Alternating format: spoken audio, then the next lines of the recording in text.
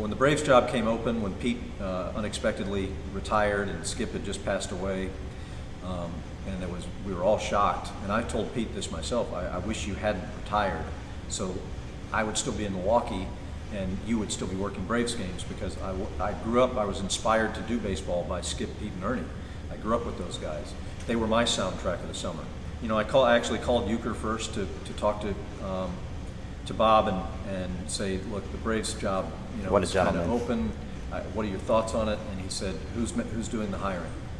And I said, well, I think it's Derek Schiller of the Braves. And I think he hung up the phone on me to call Derek. And so I at least got an interview, and I interviewed with Derek and John Schuerholz, which was funny because, you know, John's one of my heroes. Mm-hmm. He's resurrected my team. Anyway, it's a long-winded way of saying that eventually, you know, it was, you know, this is too good to be true. Mm-hmm. You know, I had never dreamed that I could go back to Atlanta and be the Braves broadcaster. I mean, it's hard enough just to get one of the 30 jobs or 60 jobs or however you want to characterize it. So I honestly didn't even dream of it. I didn't think it would ever happen, so I kept that out of my mind. And then all of a sudden it just sort of happened. And here I am, you know, calling the games for the team that I grew up loving and, you know, listened to every night and was the inspiration of my entire career. So you talk about Bob Uecker, and you know how long did you actually get to work with him? 13 years. 13 Actually, years. one of the, you know, bullet points on my resume is that I worked with Bob Uecker as his partner longer than anyone else. I mean, on my resume now, I'm gonna write, I interviewed someone that used to work with Bob Uecker. Like, that's just how, that's Uecker. Like, he's baseball himself, right? He is. Do you have any good stories about him? Like, what was he like personally, outside of baseball-related things, just like as a human being? He's more funny off air, believe it or not. Funnier than he is on air. He's a comic genius, unlike anyone with whom I've ever interacted. The public only sees the tip of the iceberg. Oh, wow. And I learned so much from him about how to not take myself too seriously, how to not take the broadcasting too seriously, how to not take the game too seriously, but then be serious when it counts.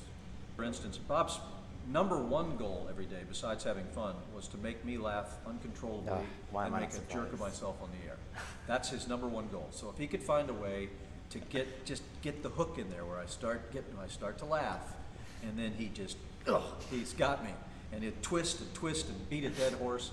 There was a time I was doing a post-game show, and we had a player named James Mouton, and Bob would call him Jimmy Moo.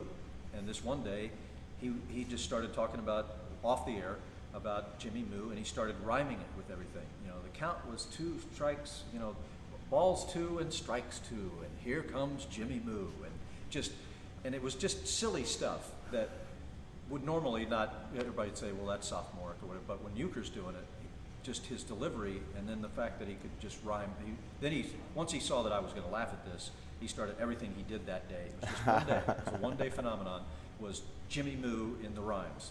And so I'm doing the post-game show, and he's off the air, and I'm done, and I say, you know, and other scores, you know, the Padres beat the Mets 3-2, and then Uecker in the back of the room goes into the Jimmy Moo because it rhymes with 2, and I start laughing on the air, and I can't stop because he's had me all day, right? So now he's just been waiting for the right time to just grab it and hold it and squeeze it and make me just laugh and laugh and laugh, and he chose this post-game show.